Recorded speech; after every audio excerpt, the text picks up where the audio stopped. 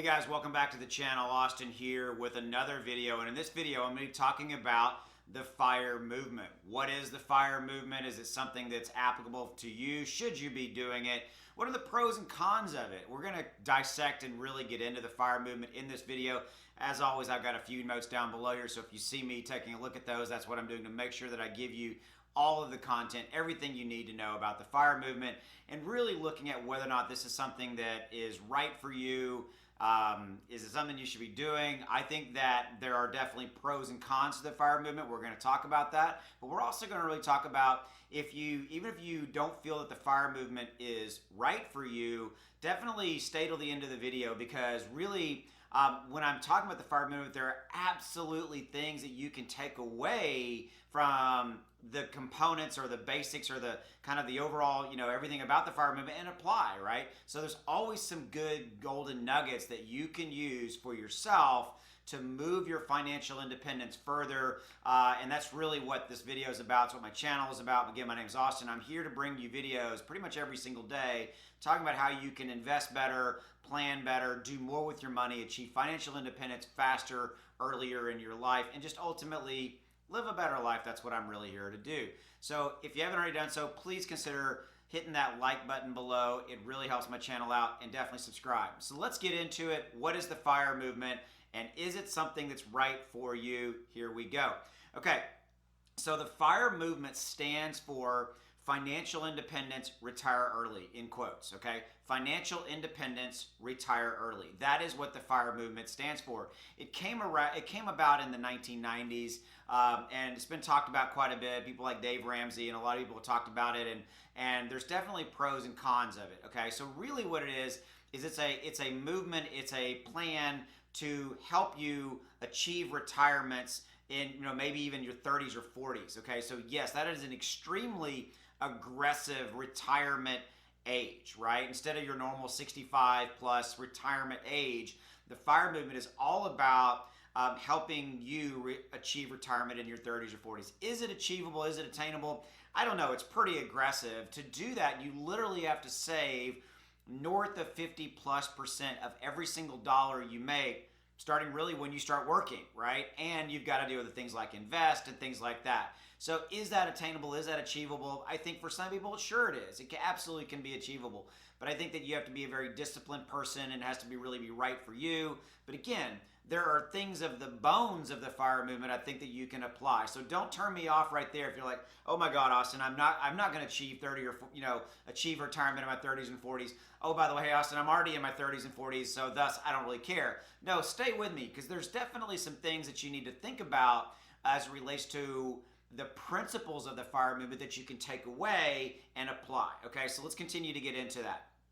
Okay, so again, is it actually realistic? I don't really know if it is. I think it is for some people, right? So the goal of the FIRE movement is to save and invest very aggressively. That's really what it is. Save and invest, okay? And somewhere between 50 to 75% of your income is what I mentioned earlier, and that's really aggressive, right? It really truly is, okay? And again, remember, you have to save at least half your income. When I was in my 20s, I certainly wasn't doing that, and I frankly look back in my 20s, and I wish I would have saved more, invested more. I remember, I was doing pretty well in my 20s, and I had 2 cars for a long time. I had like an SUV truck, and I had a little sports car, and thought I was really cool. And I certainly wish I could go back and kind of grab my younger self and say, dude, save some of this money that you're blowing every single month. I mean, we've all made mistakes. I've been there. I've done it. Okay, but again, I really want you to continue to stay with me, okay? So basically there's 2 main things related to the FIRE movement that kind of roll up into that saving aggressively. And so people who are in the FIRE movement are looking to do 2 things. They're looking to keep their expenses extremely low, and they're looking to raise their income. I think that those 2 proponents, those 2 pillars of the FIRE movement, whether you want to do the FIRE movement or not, you can apply to your life. Keep your expenses low and try to raise your income. Try to bring in more income. By the way, those are the 2 main tenets, the 2 main pillars of pretty much every single rich person out there, right? I mean, millionaires, that's what they do. They keep their expenses low. We think and we look at that millionaire over there that, hey, he's out blowing money every single day. The truth of the matter is that most millionaires are very, very good at keeping their expenses low and keeping and raising income and having multiple streams of income, things like that. Okay, so those are the two main things related to the FIRE movement. Whether you want to do the FIRE movement or not, you can apply those things to your life, right? Keep your expenses low and bring in more income. Raise your income. Okay, because again, the lower you keep your expenses and the higher you raise your income or in that income have a side hustle, have multiple streams of income or whatever, faster you can reach financial independence. And whatever financial independence looks like for you. Financial independence is different for everybody. By the way, financial independence, is not necessarily sitting on a beach somewhere. For me, financial independence, which I have achieved and my wife and I have achieved, is not sitting on a beach doing nothing. I'm making this YouTube channel. My wife still works. She enjoys her work. She enjoys what she does, but she doesn't have to, right? And I don't have to do this anymore, but I like working, and I think that, but I have the choice, guys, to do what I want, right? That's really what it comes down to. And so again, that's what I want you to kind of keep in mind. Okay. So again, I have some mixed feelings about the FIRE movement, especially the aggressive savings and trying to do it in your 30 or 40. I think you can take the FIRE movement idea and concepts and apply it to your life and go, hey, maybe I can cut 10 years off of when I would normally retire. If I think I'm going to retire at 65, maybe I can get it done by 55 if I just kind of listen to Austin and I'll listen to what he's talking about the FIRE movement and apply that capacity. Okay, so really, here's where it comes down to. No matter where you are in your financial journey, there's some key lessons that we can take away and talk about in the FIRE movement. And these are, let me see, I've got them written down here. These are 4 main takeaways, okay? Number 1, start dreaming and planning for your retirement. This is something that I did not do. When I was in my 20s and even into my 30s, I really wasn't planning and dreaming of my retirement. I was just kind of doing my thing, living my life, doing my stuff, and I really wish I could go back and grab that younger me and go, hey man, you need to kind of get your act together and start really thinking about your retirement and really thinking about what do you want to do and planning for that. I wish that was something. So that's number 1. So start dreaming and planning about your retirement. I think that that's something you ought to think about really, really strongly, okay? And because that applies to anybody wherever they're at. If you're in your 20s, 30s, 40s, 50s, whatever it may be, even if you're in your 50s, you can start planning for your retirement. And if you're in your 50s or so, you need to reduce those expenses and try to raise that income, get some side hustles or whatever it is. If you're trying to retire, quote unquote, retire earlier, right, and things like that. So that's the number 1. Number 2, again, find ways to keep your expenses lower, right? That's really, really, really, really what it comes down to, is that most people who have done really, really well with their money, they've done a very good job of keeping their expenses lower and things like that. And really, hey, Austin, that millionaire over there, person over there owns 2 houses. Yeah, but they probably bought the property right. They have a lot of good income coming in. They've kept their expenses lower than the income that they have coming in. They're not living beyond their means. And I think that that's one of the main things that I think a lot of people have the wrong idea about money, and they're living beyond their means. They're using credit cards and things like that, right? So again, find ways to keep your expenses lower, and that's everything that you can think about. Sit down and write a budget and look at what are you spending your money on. I can tell you this, when I've done that, and my wife and I've done that, when we've sat down and looked at everything we spend our money on, and you'd be shocked at the amount of money you spend on stuff you probably don't need to be, right? And so again, find ways to keep your expenses low. And the third way, look for ways to boost your income. This is a biggie, guys. Remember, keep your expenses low. Look for ways to boost your income. This is one that I firmly believe in. I definitely absolutely believe in multiple streams of income, things like that. So let's dissect this for a minute. So look at your current, work situation. Is there a way that in your current work situation that you can Maybe look at getting a promotion or shift to another part of the company or whatever it is, and maybe start making some more money in your current existing situation. Do you hate your job? If you hate your job, maybe go look at maybe trying to get a better one, that raises your income level, things like that. If you look at a side hustle, look at something else, other things you can do. I have known people and known of guys and gals who have literally gone out and delivered pizzas, as a side hustle to create and bring in more money. Look at any way that you can bring in more money to more income that can raise your income, that can help you be more aggressive related to that, retirement situation, right? Again,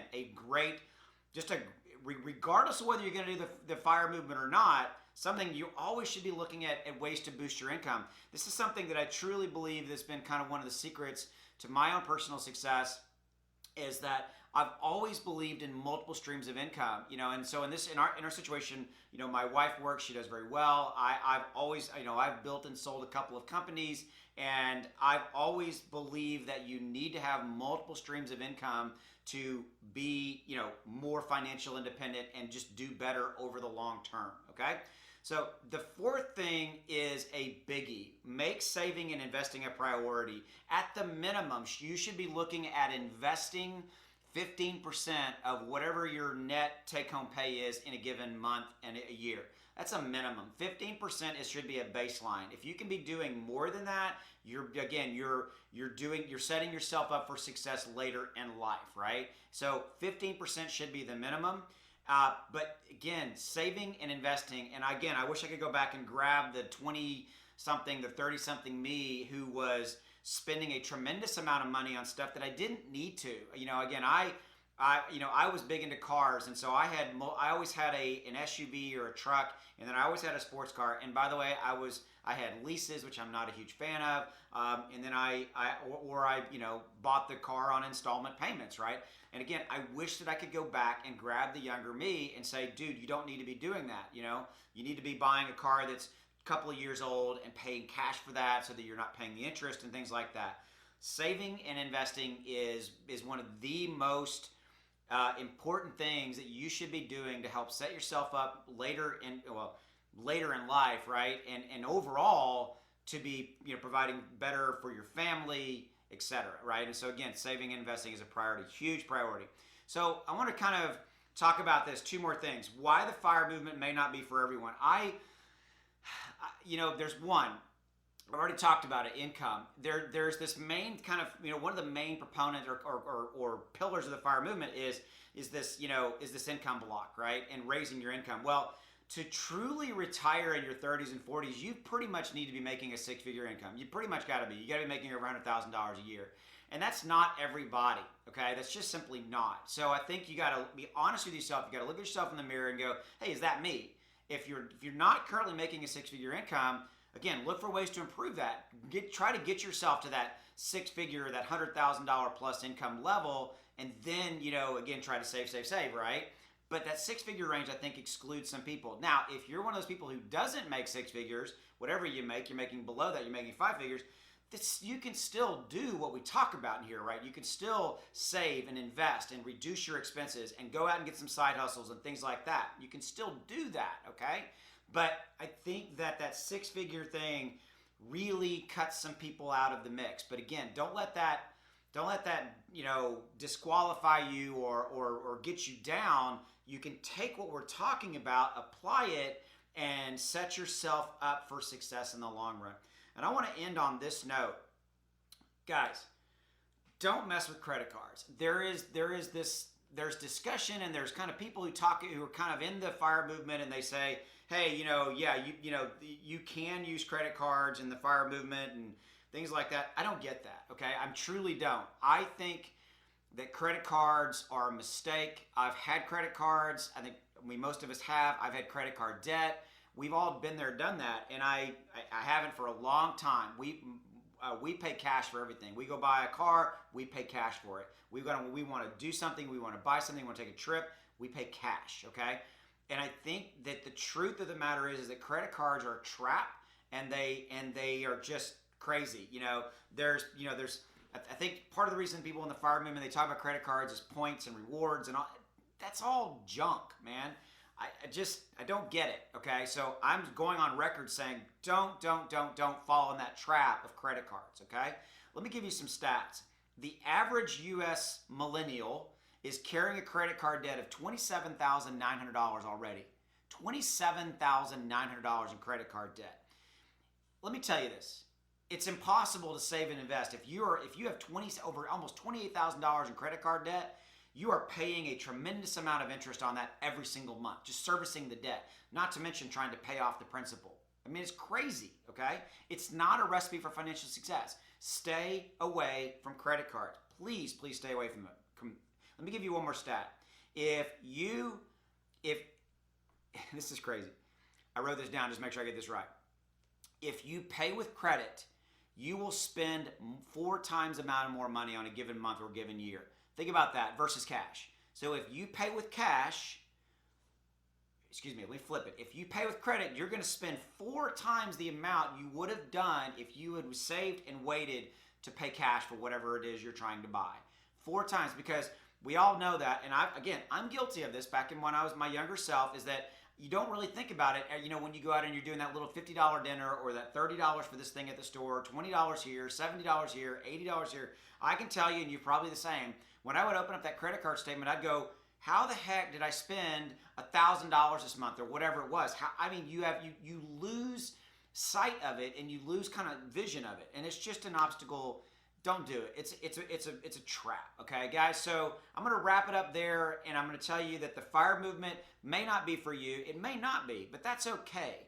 What you need to take away from it is take away the main pillars of what the FIRE movement is. Reduce your expenses, raise your income, save and invest, and just be smarter with your money. And then ultimately you can apply those pillars, apply those things, and maybe retire instead of 65, retire at 55 or whatever, wherever it is in your life. Maybe you're in your 50s already and you're like, man, but you can take the ideas and the nuggets and the thoughts and everything, and you can apply it to make better financial choices in your life. That is my objective for you. That's my goal for you. Hope you've enjoyed this video. And as always, I'm here for you pretty much every single day bringing you videos. Because I want to help you achieve financial independence and just be smarter with your money. So please make a commitment to yourself to start doing that. I'll see you in the next video. Take care.